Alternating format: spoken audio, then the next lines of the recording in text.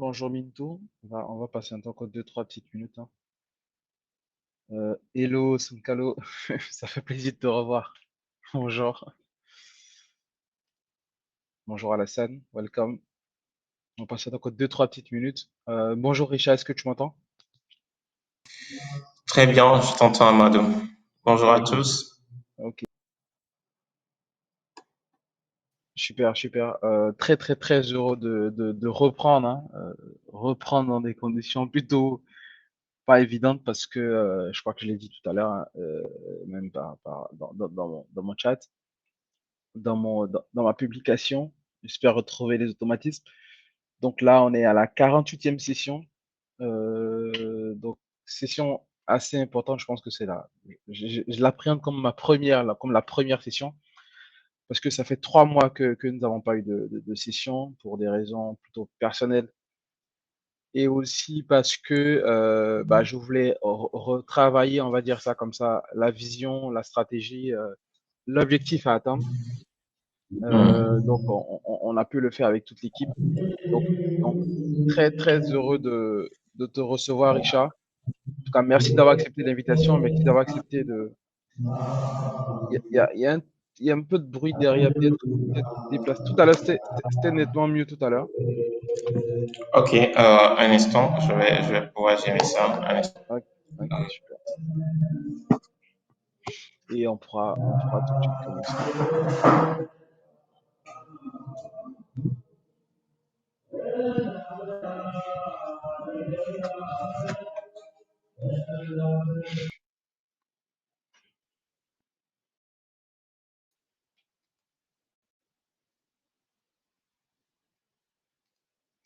En tout cas, j'espère que vous allez tous bien déjà, parce que ça fait un moment.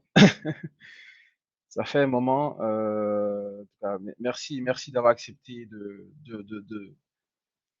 reprendre, on va dire, ensemble cette aventure-là qui se rapproche de plus en plus de la 100e session et qui j'espère, ne s'arrêtera pas encore, même si c'était très important de faire le break et de reprendre de plus belle. En tout cas, très heureux. Je ne sais pas si Richard, tu nous entends? Si tu nous entends, si c'est bon à ton niveau, tu peux peut-être activer pour qu'on essaie de voir si le retour il est bon aussi. Allô, Amadou, est-ce que tu Ah, m'entends? Est-ce que c'est ouais, mieux?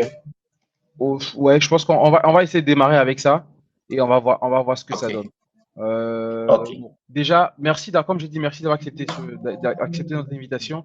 Donc aujourd'hui, on va parler de géospatial, hein, donc thème plutôt, je pense que nouveau pour nous.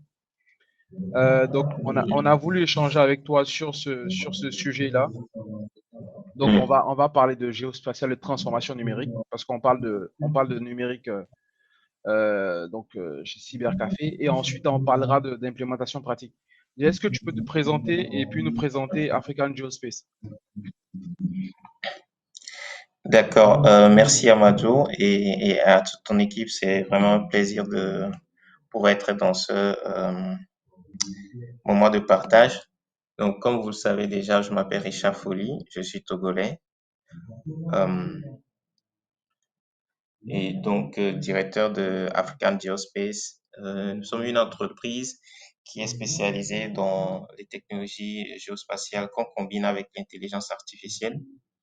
Et l'idée pour nous, c'est de prendre avantage des bénéfices de l'espace pour aider à sauver des vies, améliorer les conditions de subsistance et d'améliorer la résilience de nos communautés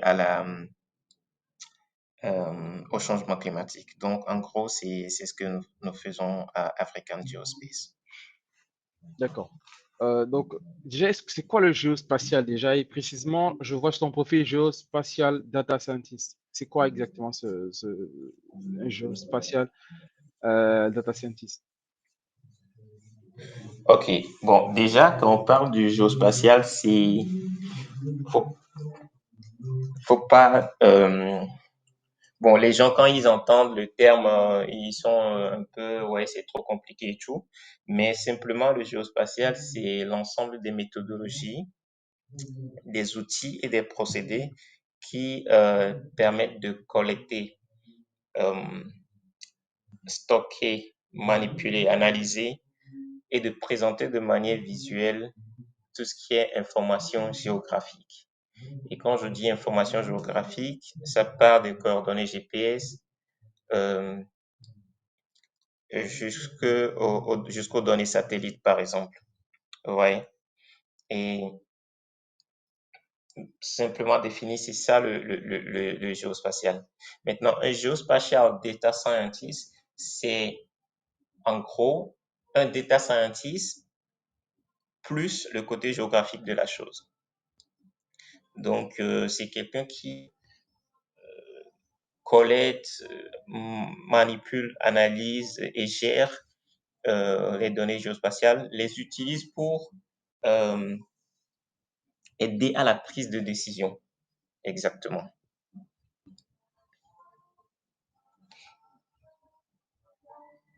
D'accord, ok. Mais là, Allô?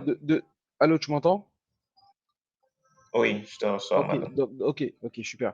Euh, Bien, merci de recadrer un peu les choses. Mais pour une entreprise, typiquement pour quelqu'un qui a une entreprise, comment est-ce que ces technologies-là, quels sont les avantages de l'intégration du géospatial dans sa stratégie de transformation numérique?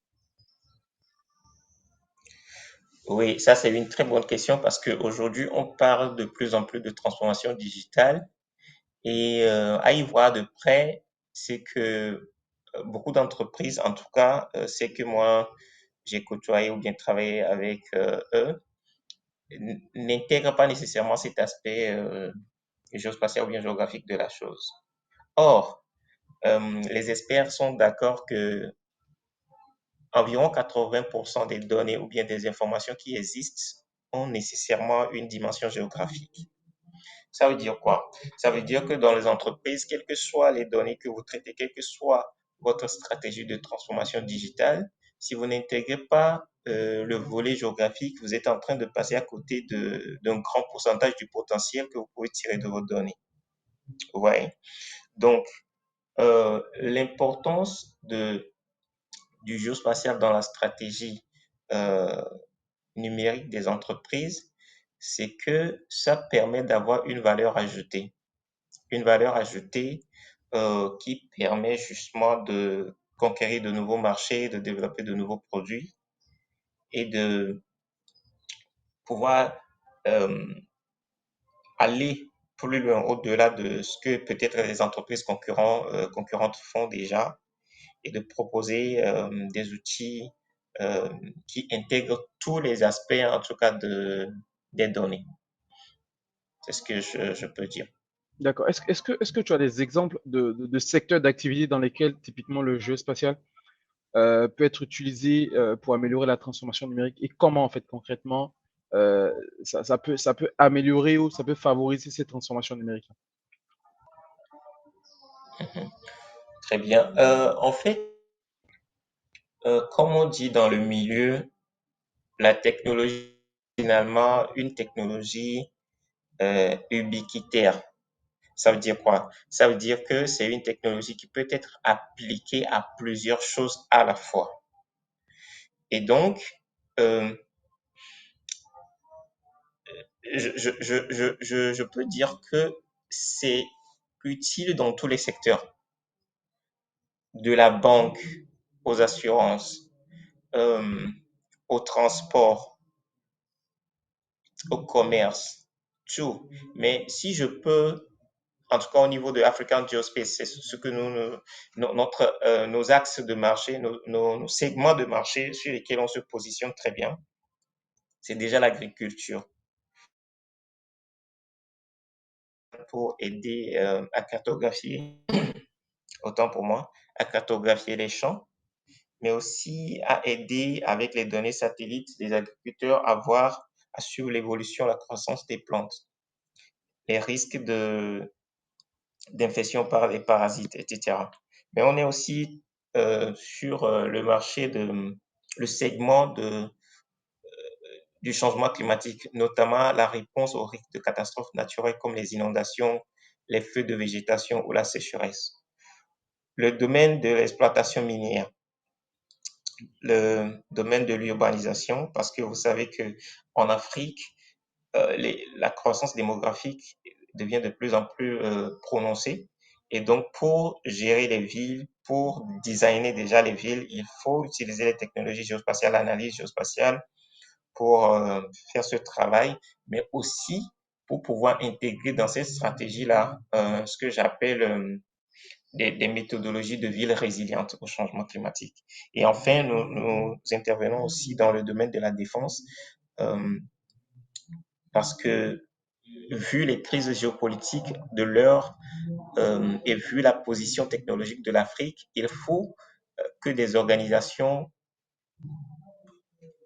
essaient de faire de plus en plus ce que nous on essaie de faire pour qu'on ne soit pas nécessairement les seuls, mais aussi que le continent ait des compétences et des ressources pour pouvoir être à la hauteur de ces grands défis. Et les 6 axes que je viens de citer pour nous font partie des plus grands défis de l'heure du continent. Et justement, le nom de notre entreprise, c'est African Geospatial. On pense utiliser ces technologies géospatiales pour pouvoir répondre aux défis pressants de l'heure pour le continent. D'accord. On reviendra peut-être un peu plus sur l'aspect business de la chose, les opportunités business qu'on peut avoir autour de, ou les services qu'on peut proposer autour de tout ce qui est géospatial. C'est aussi, on va dire, la petite nouveauté qu'on aura avec Cybercafé. On parlera effectivement de technologie, du numérique. On va toujours continuer à faire ça. Mais on va de plus en Mhm. plus parler de business. C'est ce que je disais tout à l'heure en entrée. On va essayer, à tant bien que mal, de rajouter à chaque fois des choses. Donc, mais avant d'en arriver là, aujourd'hui, typiquement, celui qui veut travailler dans ce domaine-là, quelles sont les compétences et expertises qui sont nécessaires pour réussir à intégrer, on va dire, le géospatial dans sa stratégie numérique? Je veux aussi effectivement prendre peut-être l'exemple. Bon, là, l'agriculture, effectivement, c'est peut-être là où c'est beaucoup plus prononcé, tu l'as dit. Mais pour quelqu'un qui a allez, une entreprise de service, un cabinet de conseil, par exemple, ou quelqu'un même quelqu'un qui est dans la banque ou tout type de Mhm. secteur, quelle expertise il doit avoir et comment est-ce qu'il se forme pour pouvoir intégrer le jeu spatial dans la transformation numérique? Ok, là je vois deux approches. Deux approches. La première étant le fait que cette entité ou bien cette entreprise travaille avec des professionnels du domaine, des entreprises comme la nôtre, pour poser les bases. Et à partir de là, parce que ce que nous faisons généralement dans la livraison de nos produits ou services, c'est que à la fin ou bien à la livraison, on forme le client à la prise en main de l'outil ou bien des technologies qu'on vient de mettre en place pour eux. Et donc, je pense que là, c'est une approche l'approche est beaucoup plus, la rupture ou bien en tout cas la transition n'est pas rude. Ils ont avec eux des personnes qui savent utiliser ces technologies et donc on transmet tout doucement le savoir et les compétences. Ça, c'est la première approche. Euh, Vous venez de donner, avant d'entamer la deuxième possibilité, vous avez dit la banque, par exemple, ou bien celui qui est dans le service. Justement, nous, on est en train de discuter avec des institutions bancaires actuellement ici. Et l'idée, c'est que vous savez que les banques, par exemple, ils ont des services qui sont distribués sur le territoire. Déjà, il y a les guichets automatiques. Bon, d'abord, il y a les banques elles-mêmes, les bureaux de banque. Il y a les distributeurs automatiques. Il y a les terminaux, les TPE qui sont utilisés dans les supermarchés, etc. Mais aussi, il y a le volet mobile money que les banques essaient de développer. Donc, l'idée déjà, c'est de prendre ces 4 axes et de pouvoir collecter des informations géographiques sur ces axes avec d'autres informations, bien sûr, et les rendre disponibles sur une carte, histoire de permettre aux clients, ma banque, voici la position de ma banque. OK. Et si je veux aller, quelle est la position de la banque ou bien du service de ma banque qui est le plus proche de moi. Et donc, à travers une carte, je peux suivre la navigation et dépendamment de là où je me trouve, je vais aller dans cet endroit-là. Mais ça, c'est côté utilisateur, c'est-à-dire consommateur. Mais en interne, ça permet aussi à la banque de pouvoir euh, identifier. On va coupler ces informations avec d'autres informations pour identifier ce qu'on appelle les zones de chalandise, c'est-à-dire les hotspots, les endroits Hmm. où il y a plus d'activité. Et des choses comme ça aident justement à mieux gérer la concurrence.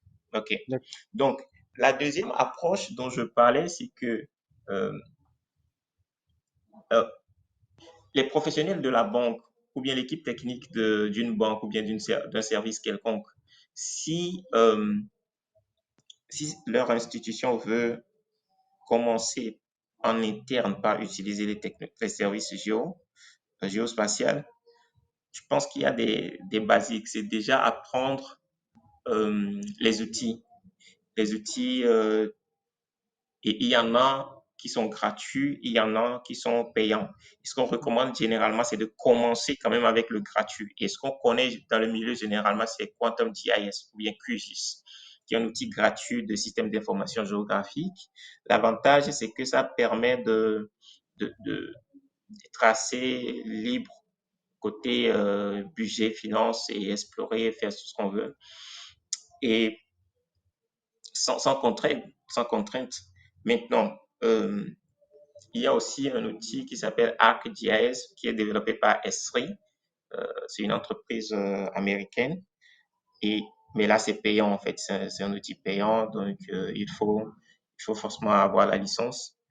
Euh, et maintenant, le fait de connaître les outils ou bien de maîtriser la technique ne suffit pas. Il faut la méthodologie parce que dépendamment de chaque projet qui est devant toi, il faut une méthodologie qui est appropriée. Sinon, on va être juste en mode robot, quoi. La technique, oui, mais après, il faut de la méthodologie et ça vient avec la pratique. On peut aussi essayer de voir ce qui a été fait ailleurs, dans quel contexte, etc. Et puis évoluer euh, tout en, je pense, en continuant de travailler avec des entreprises ou des structures qui sont vraiment, qui ont ça comme leur cœur de métier, en fait. D'accord, d'accord. Là, tout à l'heure, tu as parlé d'un élément très, très important, la question des, effectivement, des hotspots, la capacité pour la banque de savoir, je dirais pas peut-être les habitudes de consommation, mais les lieux de consommation peut-être préférentiels, si j'ai bien compris. Après, Mhm. se poser la question de quel type de données est-ce que ce sont les données personnelles, je pense qu'il y a quelqu'un à qui ça fait sourire. Mais effectivement, ça c'est un autre sujet. Mais effectivement, ça, je crois que ça, c'est quelque chose de très, très important et qui parle Mhm. de plus en plus. Donc, avant peut-être de parler aussi des défis qui sont rencontrés, hein, mais aujourd'hui, une fois que ces outils sont choisis, les outils que tu as cités tout à l'heure, Mhm. bah, comme tu as dit, ça garantit pas une bonne mise en œuvre. Donc, quelles sont les meilleures pratiques pour mettre, pour assurer une mise en œuvre réussie du jeu spatial dans ce cadre, dans le cadre de transformation numérique, par exemple? Donc, élément de bonne pratique, déjà, bon, si vous avez un grand projet, euh, imaginons, prenons toujours le cas des banques sur peut-être la France, sur tout le territoire français, je veux dire, qui veulent implémenter les technologies géospatiales dans leur manière de faire. L'idéal, ce n'est pas, par exemple, de commencer d'entamer tout le territoire, par exemple. Hmm. Il faut prendre une petite portion, Paris ou bien une région, et piloter le projet en mode et faire le projet en mode pilote.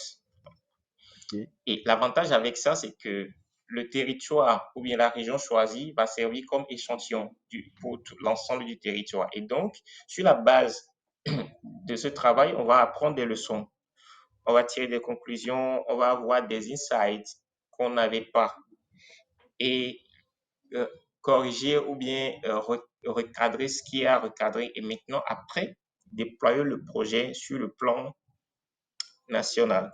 Ça, c'est l'approche typique, quoi.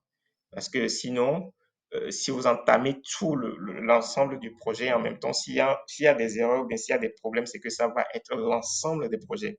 Alors que si vous le pilotez déjà à petite échelle, le risque est minimisé Ok, et vous apprenez des leçons que vous pouvez incrémenter sur l'ensemble du projet.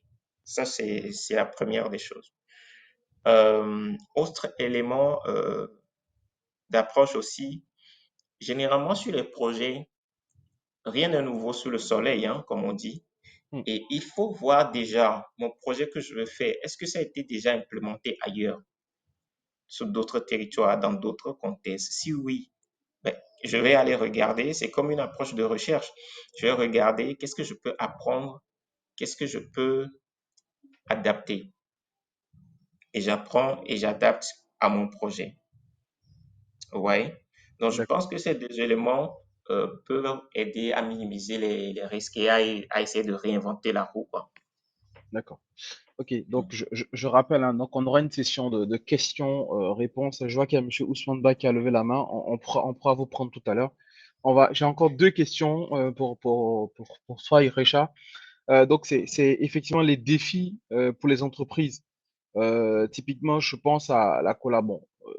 Au géospatial, il y a peut-être le volet satellite, il y a peut-être le volet, je ne maîtrise pas bien, hein, mais il y a peut-être une Mhm, relation peut-être spéciale à avoir. Il y a toute la partie réglementation aussi, mhm, que ça soit données personnelles pour lorsque c'est les données personnelles qui sont remontées, ça soit, tu as parlé de cartographie. Euh, à quel niveau l'État est impliqué déjà?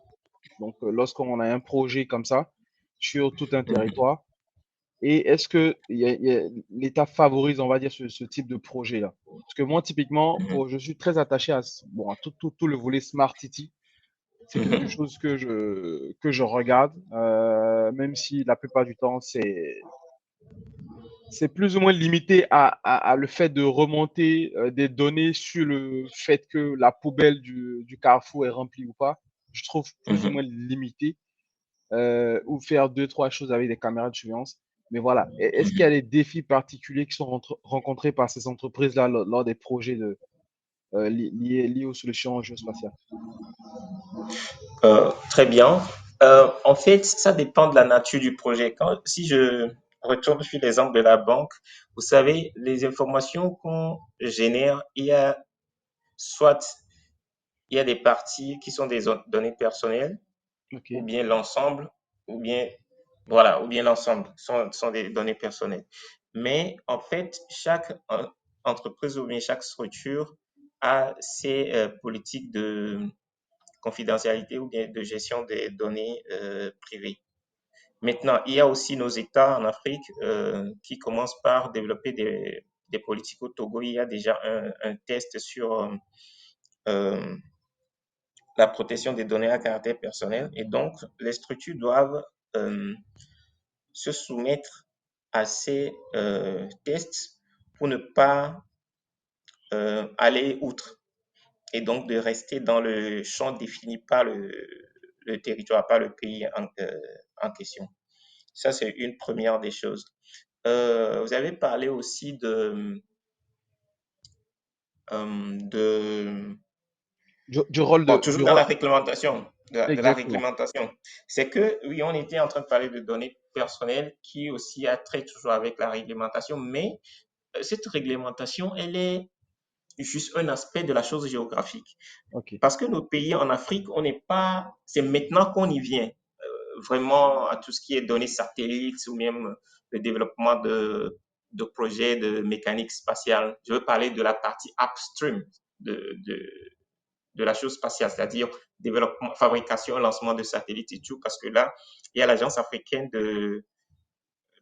spatiale africaine qui est en cours de développement et on se rend compte que sur nos territoires, il n'y a pas de règles parce que la technologie n'a jamais été utilisée ou bien développée sur le continent, donc il n'y a pas de règles. D'accord.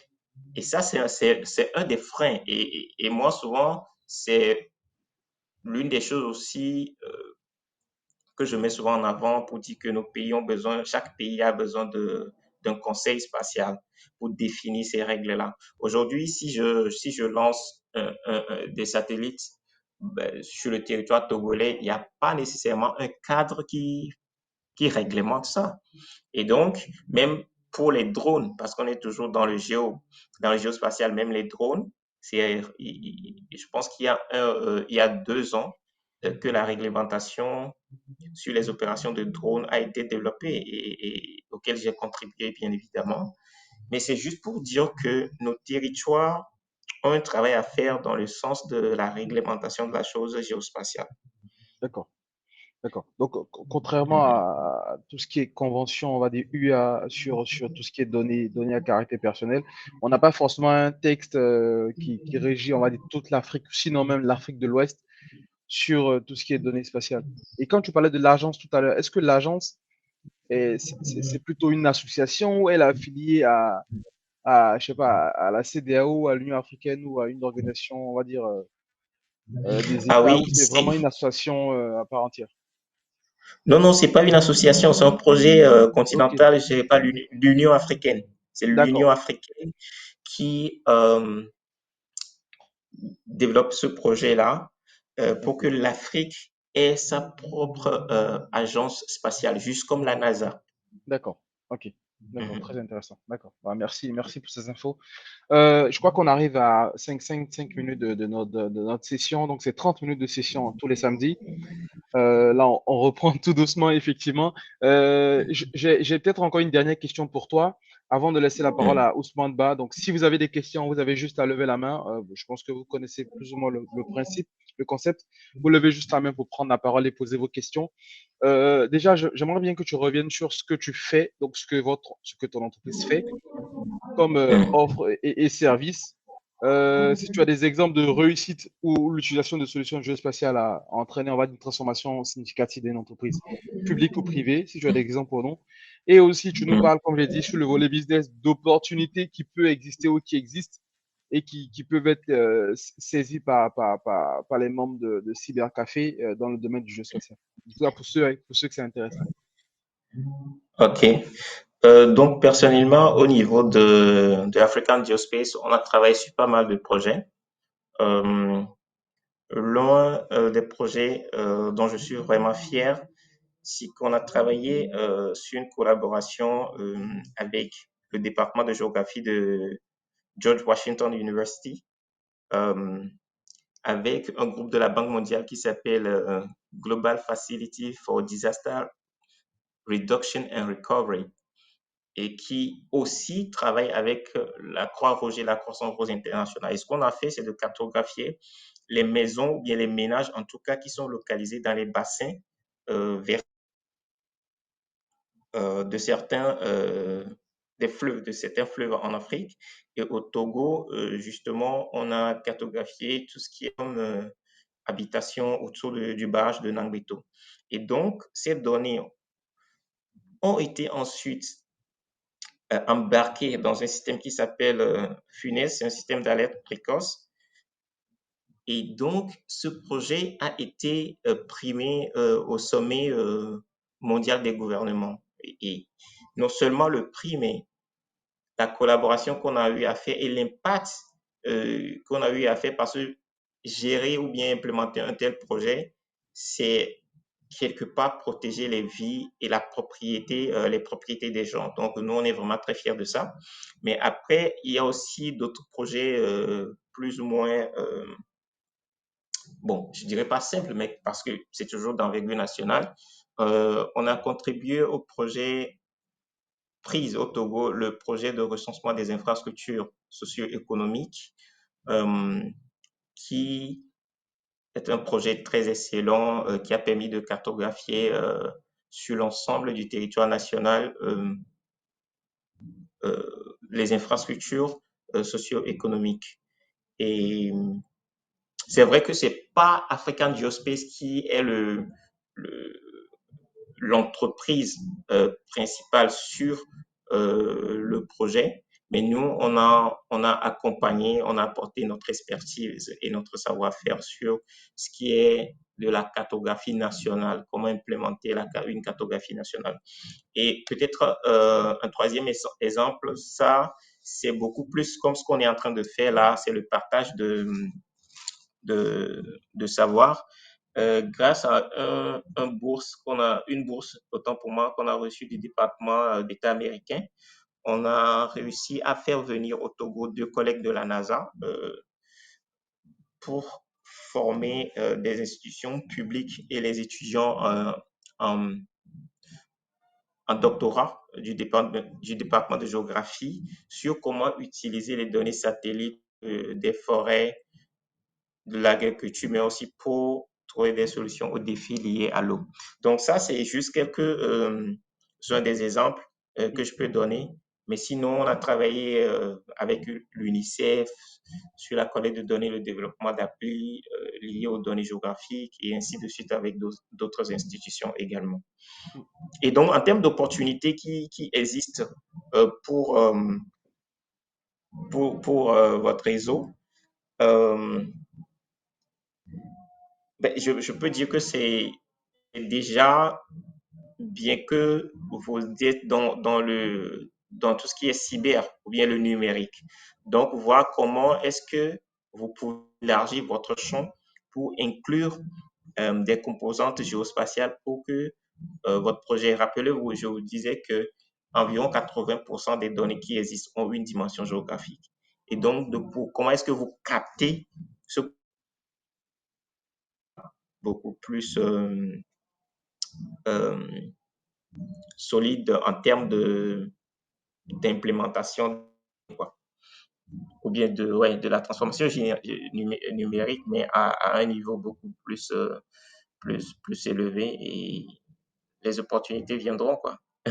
D'accord. Merci pour ce partage. Déjà, bravo à toi et à toute ton équipe hein, pour ce que vous avez fait. Et je pense que les réussites que tu as communiquées tout à l'heure sont déjà des opportunités. La question, effectivement, de la localisation des zones, on va dire, à risque qui sont habitées, déjà, c'est un enjeu. Nous, on le voit. Moi, je viens de la Côte d'Ivoire. On le voit actuellement, Mhm. c'est un sujet en cours qui est traité par les autorités, Mhm. généralement, on va dire que dans la capitale, hein. Mais je pense que c'est partout. En tout cas, merci et bravo à toi et Mhm. à toute l'équipe. Avec ta permission, donc, comme j'ai dit, c'est 30 minutes de Merci. session. Avec ta permission, on va prendre des questions de Ousmane Ba et Dr Yassine. Je ne sais pas s'il y a des questions, n'hésitez pas à lever la main pour poser vos questions. Oui, je pense que j'ai un peu de temps, donc tout le monde peut poser des questions. Pas de souci. Bah, merci à toi, Richard. Il y a Ousmane Ba qui a levé la main. Est-ce que vous pouvez activer votre micro et poser votre question, s'il vous plaît? Monsieur Ousmane Ba, je ne sais pas s'il nous entend. Si vous nous entendez, vous avez juste à lever la main et poser votre question. Sinon, on va prendre Docteur Yassine entre-temps. Bonjour, docteur. Bonjour Amadou, bonjour à tous, j'espère que vous m'entendez. Ouais, on t'entend très bien. Ok, super. Ok, alors merci donc à Richard et puis bravo hein, en fait Amadou pour cette reprise qui était vraiment importante. Merci encore une fois. Richard, on a bien noté hein, les points qui ont été aussi mis en exergue ici et bravo pour les accomplissements. Et je pense qu'Amadou l'a dit, moi c'est vraiment la question de la protection des données à caractère personnel parce que quoi qu'on dise, même si le point important, c'est de dire qu'on va identifier des données, on va dire, de mobilier, d'une certaine façon, ces informations-là ou ces équipements-là, on pourra les rattacher en fait à une personne physique. Et dès l'instant où c'est possible de rattacher cela à une personne physique, il y a vraiment effectivement la question de la sécurité des données à caractère personnel. Et d'ailleurs, tout ce qui est données de localisation, adresse postale, adresse géographique, plan de localisation, restent des éléments importants qui sont surveillés aujourd'hui par les autorités de régulation dans les pays. Et donc, normalement, je veux dire, toute identification ou tout recoupage possible pour pouvoir retrouver une personne physique, je veux dire, ça met en œuvre justement tout ce qui est lié en termes de principes, on va dire, principe directeur, on parle de légitimité, de finalité, Mhm. proportionnalité, durée de conservation, exactitude, transparence, sécurité, confidentialité. Ben, donc, la question c'est aujourd'hui, quand on regarde un peu à tout cela, est-ce que ces éléments-là sont vraiment mis en avant dans les projets que vous gérez ou est-ce qu'il y a vraiment une couche de sensibilisation, d'information pour un peu orienter un peu les personnes parce que on sait, hein, aujourd'hui, on utilise Google Maps et bien d'autres, voilà, qui sont déjà des informations qu'on partage, mais pour ces projets-là spécifiquement, quelle est, on va dire, la note qui est mise en avant sur ça? Merci.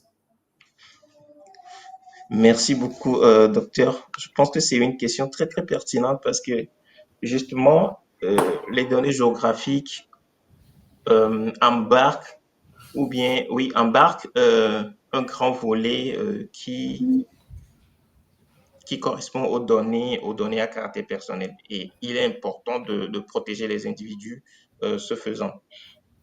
De mon expérience et sur tous les projets sur les projets qu'on a travaillé,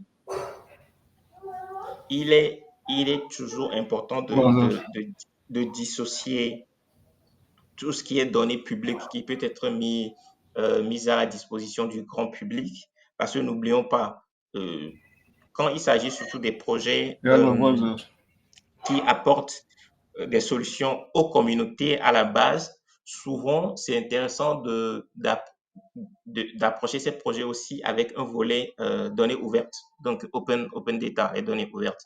Donc, l'idée, c'est de dissocier les données qui peuvent être publiées de manière générale pour accès au grand public, mais aussi de filtrer sur ce qui est de nature personnelle pour ne pas compromettre les individus euh, qui sont ou bien auxquels les données font référence.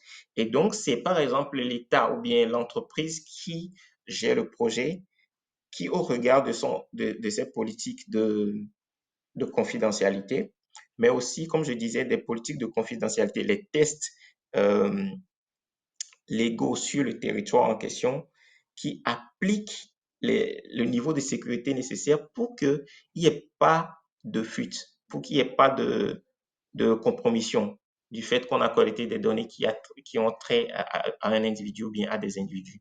Donc oui, euh, en tout cas sur tous les projets où moi j'ai travaillé, ça a été toujours cette approche-là, de pouvoir dissocier ce qui est privé et de protéger cela de ce qui est ouvert et de pouvoir les mettre sur la place publique dans la vision d'aider les communautés à la base. D'accord. Ok, Bah, merci beaucoup, Richard. Merci. Je merci, vous en merci prie, docteur. merci à toi, docteur. Merci, Richard. En tout cas, je pense que vous savez qui contacter lorsque vous souhaitez parler de solutions géospatiales. N'hésitez pas à réseauter avec Richard. Donc, merci encore d'avoir accepté l'invitation. Vous savez aussi qui contacter lorsque vous serez à Lomé. Donc, vraiment, merci à toutes et à tous d'avoir participé à cette session. Donc, 30 minutes de session tous les samedis. Donc, on reçoit à chaque fois une personne avec qui on parle de numérique et on parlera de plus en plus de business. C'est vraiment le cœur aussi de cette petite nouveauté après pratiquement 3 mois d'absence. Mais c'était pour de bonnes raisons, le temps de se reposer aussi, de revenir aussi plus fort et pour encore plus de sessions live leading avec tout le monde. Enfin, merci à toutes et à tous. Rendez-vous samedi prochain. Et puis, entre-temps, portez-vous bien. Et ce qu'a réussi Richard avec son entreprise à Lomé peut être reproduit au Mali, en Côte d'Ivoire, au Bénin, au Niger. Voilà. Donc, n'hésitez pas à le contacter. Et puis, on Oui, espère te revoir bientôt, Richard, lors c'est des différentes sessions. ouais, c'est un plaisir partagé. Merci pour l'occasion et merci à tous les participants. Et je compte garder contact avec vous. S'il y a des projets dans vos pays respectifs euh, qui concernent le géospatial, je suis là. Je réponds toujours aux messages. Donc, contactez-moi sur LinkedIn et on est ensemble, quoi. Exactement. Et il y a Youssouf aussi qui peut te contacter aussi, peut-être sur un projet IM. Ça peut être dans l'autre sens. On peut te contacter Oui, aussi pour que tu interviennes sur des projets cybersécurité. En tout cas, c'est dans les deux sens. Merci encore ouais. à toutes et à tous. Et puis, bon week-end. Portez-vous bien et rendez-vous samedi prochain. Merci. Au Merci, revoir. docteur, et au revoir.